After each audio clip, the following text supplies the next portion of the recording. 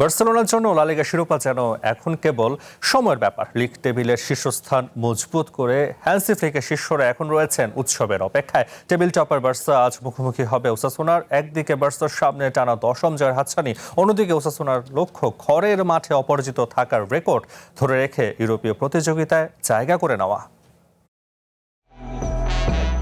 লিগের শেষ 5 ম্যাচ বাকি থাকতে দ্বিতীয় স্থানে থাকা রিয়াল মাদ্রিদের চেয়ে 11 পয়েন্টে এগিয়ে আছে বার্সেলোনা। গত সপ্তাহে গেতাফেকে 2-0 গোলে হারিয়ে ট্রফির খুব কাছে পৌঁছে গেছে কাতালানরা।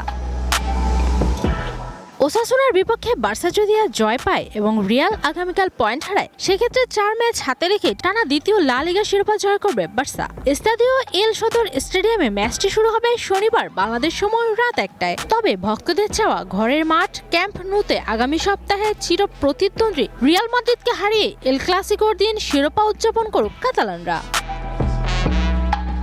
পরিসংখ্যানে ওসাসুনার চেয়ে অনেক এগিয়ে বার্সা। শেষ 10টি অ্যাওয়ে ম্যাচের 8টিতেই জিতেছে তারা। প্রথম লেগের ম্যাচে 2-0 গোলে হারের পর ওসাসুনা লা লিগায় বার্সেলোনার বিপক্ষে শেষ 11টি লড়াইয়ে 9টিতেই হেরেছে। তবে দুশ্চিন্তার কারণও আছে। চলতি মৌসুমে বার্সার যে 4টি হার তার প্রতিটিই এসেছে প্রতিপক্ষের মাঠে।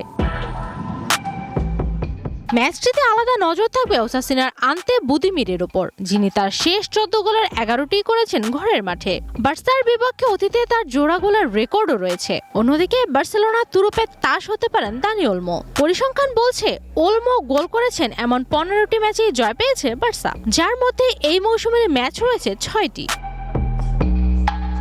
দলের চোট নিয়ে ওসাসুনার তেমন কোনো দুশ্চিন্তা নেই। অন্যদিকে বার্সেলোনা জুলস কুন্দে নিষেধাজ্ঞার কারণে খেলতে পারবেন না। তবে স্বস্তির খবর, চোট কাটিয়ে অনুশীলনে ফিরেছেন রাফিনহা। পরিসংখ্যান ও শক্তিমত্তায় বার্সেলোনা ফেভারিট হলেও ওসাসুনার ঘরের মাঠের রেকর্ড ভাবাচ্ছে বার্সাকে। ফুটবল বিশ্ব এখন অধীর আগ্রহে তাকিয়ে আছে আজই কি বার্সার হাতে শিরোপা ওঠার পথ পরিষ্কার হয়, নাকি ওসাসুনা তাদের ইউরোপের স্বপ্ন বাঁচিয়ে রাখে। নিবেদিতা বিনতে ওয়াদুদ, ওয়ান স্পোর্টস ডেস্ক।